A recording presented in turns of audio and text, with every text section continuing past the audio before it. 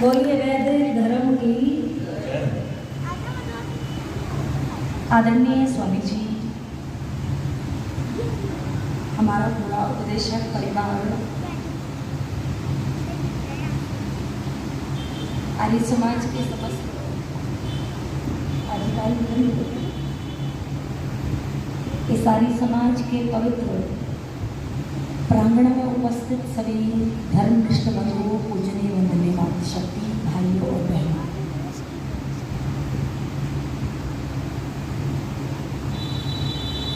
आप जहाँ बैठे हो, आपके ऊपर एक कपड़े का आच्छादन टांग दिया गया है। मैं पूछूं, इस आच्छादन का प्रयोजन क्या है? तो सीधी सी बात है, हमारी सुरक्षा के लिए दिन में धूप न आए, अगर वाटर प्रूफ होता तो बरसात भी आ जाए तो भी चिंता नहीं। बरसात का समय चल रहा है, अभी हो नहीं रही, अलग बात है। जब बरसात होती है और घर में किसी को बाहर जाकर के कुछ जरूरी कार्य करना हो तो क्या करेगा? छाता लेगा। कड़कती सर्दी में दिसंबर जनवरी के महीने में व्यक्ति जो है गर्म कपड़े पहनता है। क्यों पहनता है? बचाव के लिए पहनता है।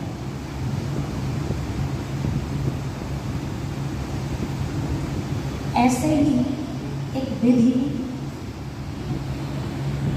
गृहस्थ, ये तो थोड़े समय के लिए सुरक्षा प्रदान कर रहा है, किंतु वो विधि गृहस्थ रूपी और सुरक्षा भी है, संरक्षण भी है, संवर्धन भी है। और वो परिवार बनना प्रारंभ कब होता है? जब दो व्यक्ति परस्पर मिलते हैं, स्त्री और पुरुष।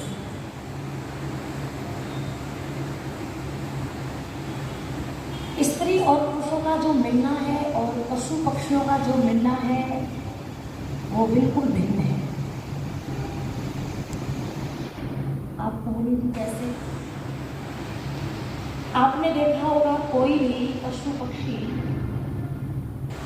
तो संतान को जन्म देते हैं, मनुष्य की संतान उत्पत्ति करता है, किंतु पशु पक्षियों के अंदर जो है सुरक्षा का भाव, अपनी संतान से वो कुछ अपेक्षाएं नहीं रखते, किंतु मनुष्य के अंदर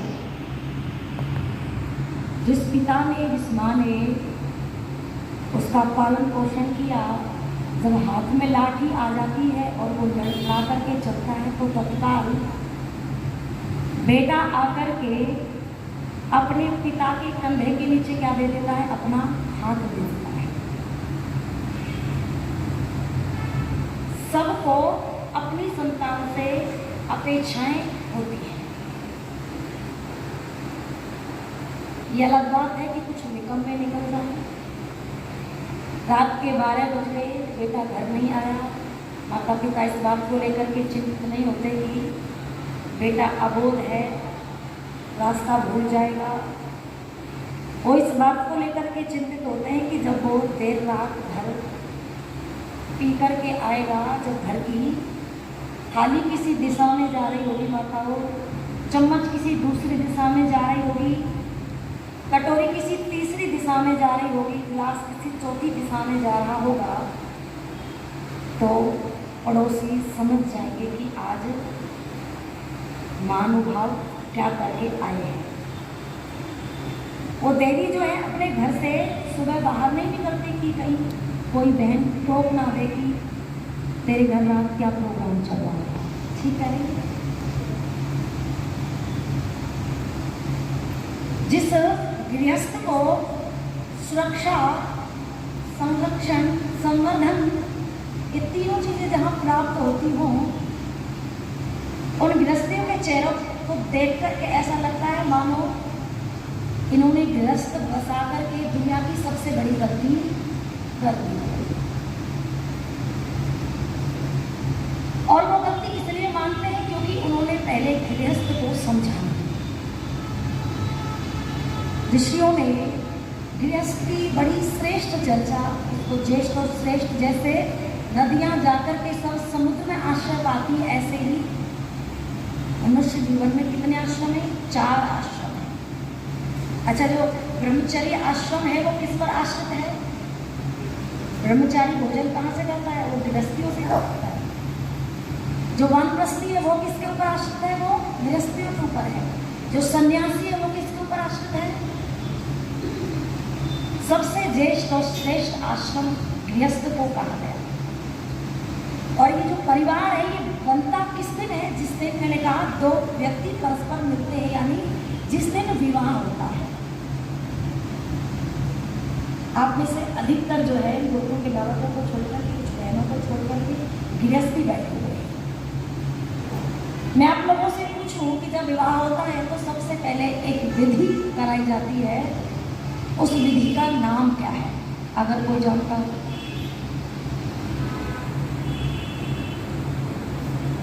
उस विधि का नाम है ओम विष्टरो विष्टरो विष्टरः प्रतिगृह्यताम्। जब वर मंडप में आता है और वधू मंडप में आती है तो थोड़ी संस्कृत जो है, पढ़ी लिखी है, विद्वान है, तो संस्कृत के कुछ वाक्यों को बोलती है। ओम विष्टरो विष्टरो विष्टरः प्रतिगृह्यताम्। आसन देती है किसके लिए? वर के लिए। कहती है आप इसका स्वीकार कीजिए। प्रत्युत्तर में जो है वहाँ वर उत्तर देता है ओम प्रतिगृह्णामि। ये आसन जो आपने मुझे दिया है मैं इसका स्वीकार करता हूँ। और उस समय वो ये आश्वासन देता है कि जैसे आपने देवी ये आसन मेरे सम्मान को बढ़ाने के लिए दिया है, मेरे स्वागत के लिए दिया है, मेरी भी पूरी कोशिश रहेगी कि जिंदगी भर मैं आपका सम्मान करता हूँ। यानी एक दूसरे के सम्मान से विवाह की जो शुरुआत है। फिर जो है ये लोकाचार है, घर में कोई आता है तो पूछते हैं कि नहीं पूछते? जी आप थक हार के आए हो, हाथ मुँह धुल लो। चल देते हो कि नहीं हाथ मुँह धुलने के लिए? वो कन्या जो है जल का पात्र देती है और कहती है ओम पाद्यम पाद्यम पाद्यम प्रतिगृह्यताम्। वर कहता है ओम प्रतिगृह्णामि, पैर धुलने के लिए जल। उसके पश्चात जो है वो वर को वधू जो कन्या है वो मुंह धुलने के लिए जल देती है। ओम अर्घो अर्घो अर्घः प्रतिगृह्यताम्। ओम प्रतिगृह्णामि, मुंह पर छींटे लगा। उसके पश्चात जो है वधू वो आचमन के लिए यानी पीने के लिए जल देती है। कहती है ओम आचमनियम आचमनियम आचमनियम प्रतिगृह्यताम्। ओम प्रतिगृह्णामि, जल पीता है। उसके बाद में आपके घर में भी कोई अतिथि आता है तो आप उसे पूछते हो ना जी गर्म लोगे ठंडा लोगे, पूछते हैं ना। ऐसे ही मंडप में विवाह के समय एक मधुपर्क, शहद, घी और दही, इन 3 चीजों का मिश्रण होता है। हमारा जो शरीर है ना इसमें वात, पित्त और कफ, ये 3 गुण। और ये जो दही है, शहद है और घी, ये तीनों को सम रखता है। तो ये जो है क्या देती है कन्या? ओम मधुपर्को मधुपर्को मधुपर्कः प्रतिगृह्यताम्। ओम प्रतिगृह्णामि। वर जो है पहले उसको मित्र की तरह देखता है, ये मेरे लिए हितकारी है या हानिकारक। खाने से पहले दिशाओं में आचार्य जो है छींटे लगाए। उस मधुपर्क के छींटे दिशाओं में आचार्य समझाने का भावार्थ ये है वहाँ कि आज गृहस्थ जीवन प्रवेश कर रहे हो। ये बेटी जब भी भोजन का थाल लेकर के आपके सामने उपस्थित हो तो इससे पूछना है, भोजन करने से पहले मेरी माँ ने भोजन किया, मेरे पिता ने भोजन किया, घर के सभी सदस्यों ने भोजन किया, तब जाकर के घर का कोई पशु भी भूखा ना हो, कोई दीन दुखी दरिद्र भिखारी आस-पास करके कोई भूखा ना सो। इतनी बड़ी जिम्मेवारी गृहस्थियों को समझाई जाती है। फिर जो है बड़ी सुंदर सुंदर व्याख्या वैदिक विवाह, पहली बात तो लोग कराते ही नहीं है। मेरे मान के चलो शादी आज की तारीख है 28 अगस्त 19, मान के चलो आज का विवाह रखा है, अखबार में जो है कार्ड में तारीख आपने 29 दी है, तो वो विवाह जाकर के संपन्न कौन सी तारीख को होता है? 30 को होगा कि नहीं होगा? क्योंकि पूरी रात तो झमेले में निकल जाती है, निकलती है कि नहीं निकलती है? सुबह जब 4 बज जाते 5 बज जाते फिर पंडित जी को ढूंढते हैं, बोले इस पंडित को ढूंढ के लाओ करना है। वो पंडित बेचारा पूरी रात एक कोने में बैठा रहता है, कब फेरे शुरू हो। अब उस समय 4-5 सुबह के बजे हुए हो, दूल्हा दुल्हन पूरी रात जागे हुए हो, तो बताओ वो क्या कहेंगे? उसको तो खुमारी चढ़ी रहती है, पंडित जी जल्दी से निपटा दो, जल्दी से निपटा दो। पंडित जी कहते हैं तुम जल्दी की कहते हो, मैं तो और जल्दी में निपटा दूंगा। कुछ कहते हैं पंडित जी रहनी होगी तो 3 में ही रह जाएगी और नहीं रहनी होगी तो 7 में भी नहीं रहेगी, चिंता मत करो इस बात की। यानी विवाह संस्कार जो हमारे ऋषि मुनियों ने बड़ा सुंदर सिद्धांत गुण कर्म स्वभाव मिलाकर के विवाह करें, और यदि गुण कर्म स्वभाव ना मिला हुआ तो ये भी कहा है कि जीवन भर पर्यंत जो है अपनी बेटी को घर में, अपने बेटे को घर में गवारा बैठा करके रखे, विवाह करने की कोई जरूरत नहीं है यदि गुण कर्म स्वभाव ना मिले। कितनी सुंदर व्यवस्था ऋषियों ने दी, उस व्यवस्था को जो है लोगों ने ठुकरा दिया। तो एक जो है 70 साल का बूढ़ा ही कहता है, आप आर्य समाजी विवाह के मंत्र पढ़ते हो, जब विवाह होता है तो कुछ ऐसे भी मंत्र आपने बना रखे जिनसे ये विवाह की जो बुद्धि है ना, ये जो है उलट मतलब हट जाए। बोले कितना और जीना तुझे?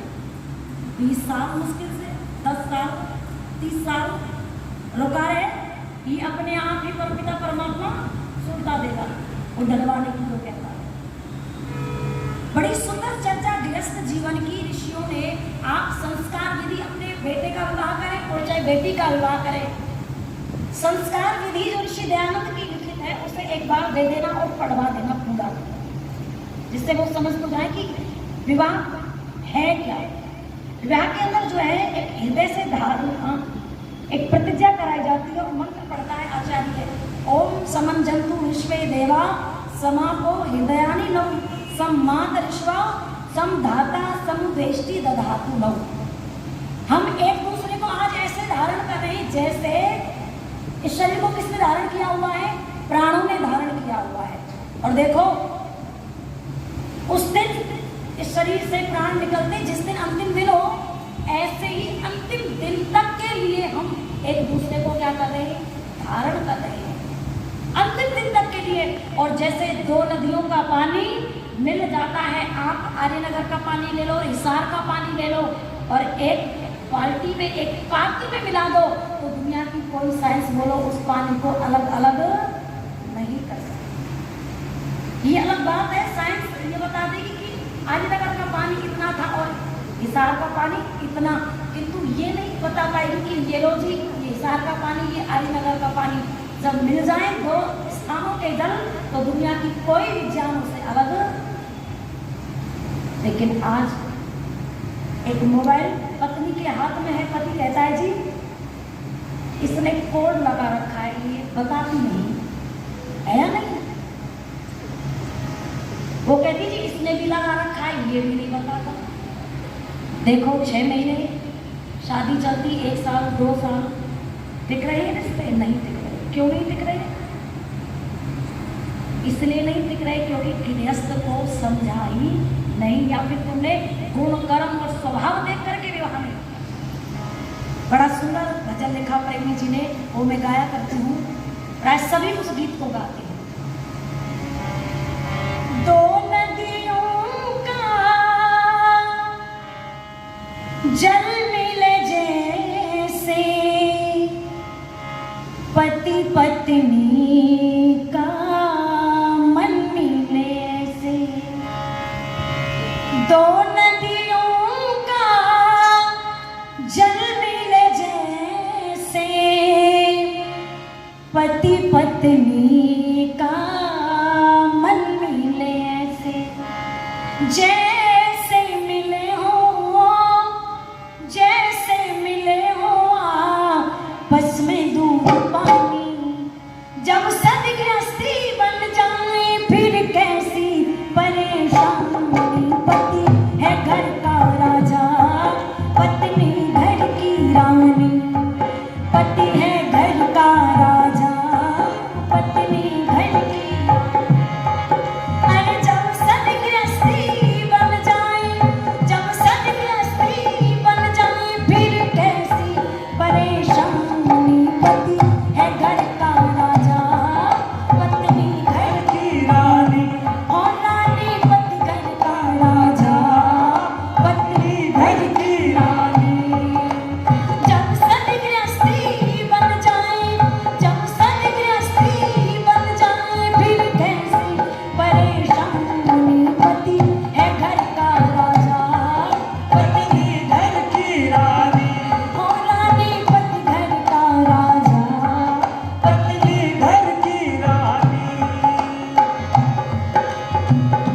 फूलों की भांति पति पत्नी खिल के, जीवन की राहों में चले दोनों मिलके। मंजिल पे जाने की, मंजिल पे जाने की यही एक निशानी। जब सदगृहस्थी बन जाए फिर कैसी परेशानी। पति है घर का राजा, पत्नी घर की रानी। और रानी पति घर का राजा, पत्नी घर की रानी।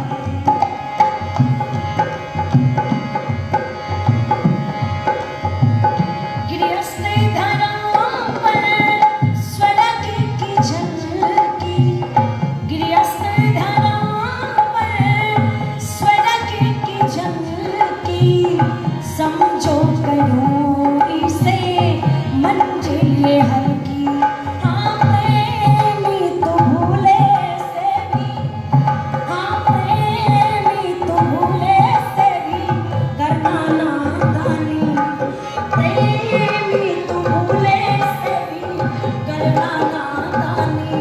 अरे जब सदगृहस्थी बन जाए, जब सदगृहस्थी बन जाए फिर कैसी परेशानी। पति है घर का राजा, पत्नी घर की रानी। और रानी पति घर का राजा, पत्नी घर की रानी। पति है घर का राजा, पत्नी घर की रानी। पति है घर का राजा, पत्नी घर की रानी। जब सब गृहस्थी बन जाए फिर कैसी परेशानी। पति है घर का राजा और पत्नी घर की रानी।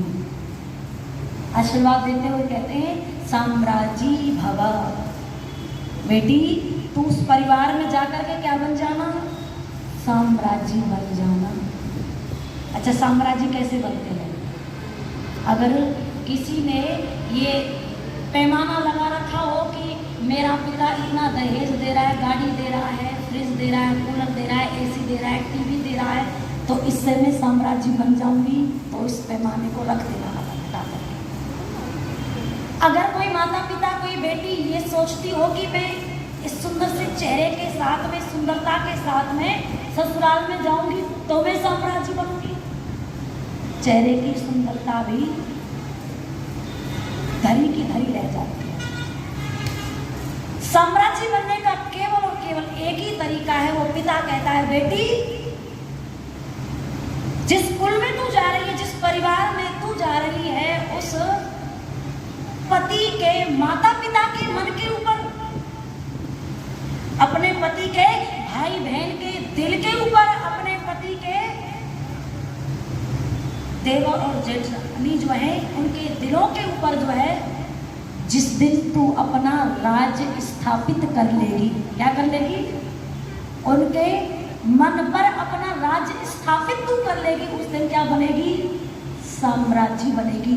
और वो काम तू एक ही तरीके से कर सकती है, अच्छे व्यवहार से, सत्य भाषण से, प्रेम से, समर्पण से, त्याग से। कितना सुंदर उपदेश। बेटी को दो कुलों का दीपक कहा जाता है, इसलिए बेटा तो एक कुल का है, किंतु बेटी तेरी का दीपक, जो घर के अंदर भी प्रकाश देती है और घर के बाहर भी, यानी पिता के कुल को भी तारती है और पति के कुल को भी तारती है। इसलिए धान से खील बनती है और दुनिया में खील से सफेद वस्तु कोई है नहीं। इस लीलाजा होम की जो है आहुतियां प्रदान की जाती है। इसका कारण वैज्ञानिक, पिता के परिवार में बेटी पैदा होती है। जैसे किसान को धान की खेती करनी है तो पहले उसकी पौध तैयार करेगा, उसकी पौध को, धान की पौध को उखाड़ के दूसरी जगह लगाएगा। ऐसे ही पैदा तो हो जाती है पिता के कुल में, पालन पोषण, अच्छे संस्कार, किंतु उसकी जो उन्नति है ना, जैसे पौध को उखाड़ के दूसरे स्थान पर लगाते हैं तो वो फलीभूत होता है। ऐसे ही बेटी फलीभूत कहाँ होती है, जाकर के पति के परिवार में होती है। और पिता कहता है बेटी आज तक तो एक परिवार का मान सम्मान तेरे हाथ में था, किंतु आज से दो दो परिवार की इज्जत तेरे हाथ में है। और देखो लाजा की आहुति जब देती है ना बेटी, तो प्रभु से प्रार्थना करती है, हे परमपिता परमात्मा, आज आप, ये ईश्वर की व्यवस्था है, परमात्मा ये आपकी व्यवस्था है, आप अपनी व्यवस्था से मुझे पिता के कुल को तो छुड़ा रहे हो, किंतु पति के कुल को कभी मत छुड़ा देना, पति के कुल को मत छुड़ा देना।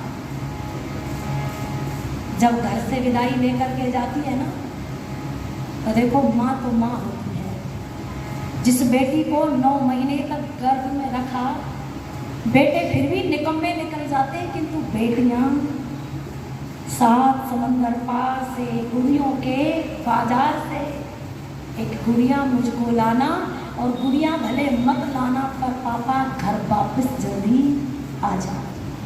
सबसे अधिक ख्याल रखने वाली पिता ने जो है पानी मांगा पीने के लिए, तो बेटा उठ करके पानी नहीं देगा, जितनी जल्दी से बेटी पानी का गिलास भर के पिता को देती है।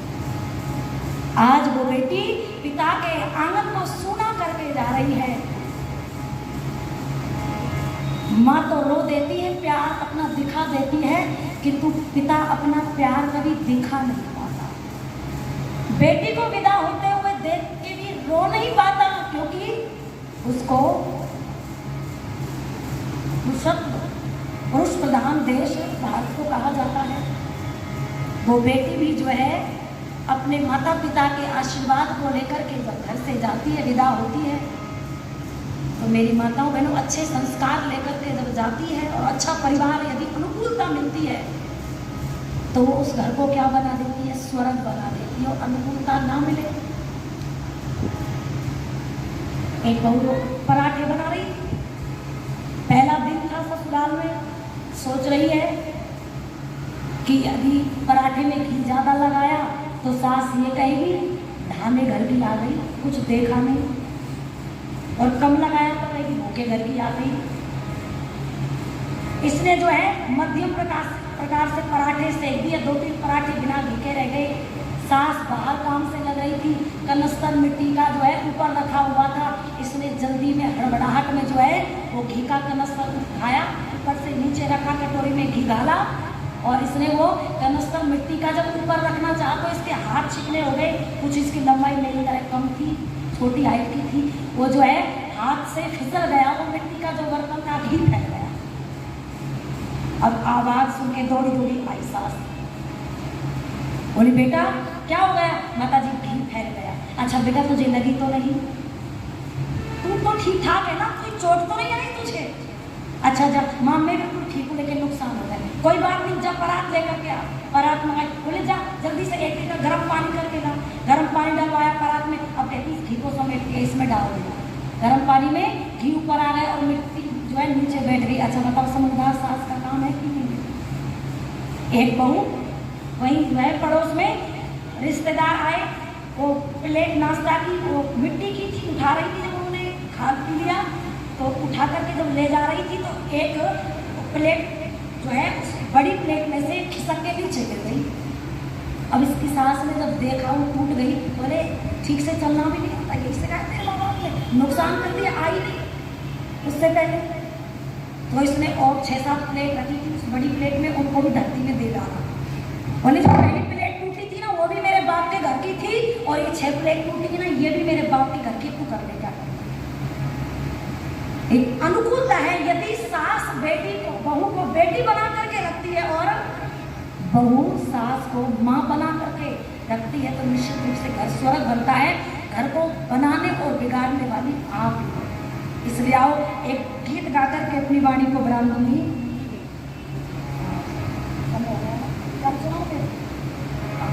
कल सुनाऊंगी, मैं समय ज़्यादा नहीं लेना चाहती।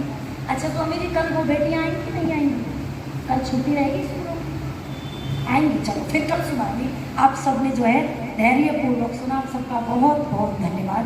अब स्वामी जी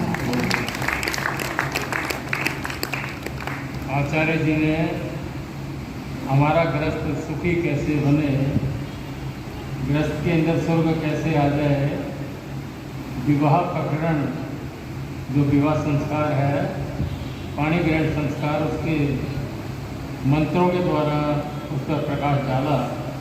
बहुत बहुत धन्यवाद है।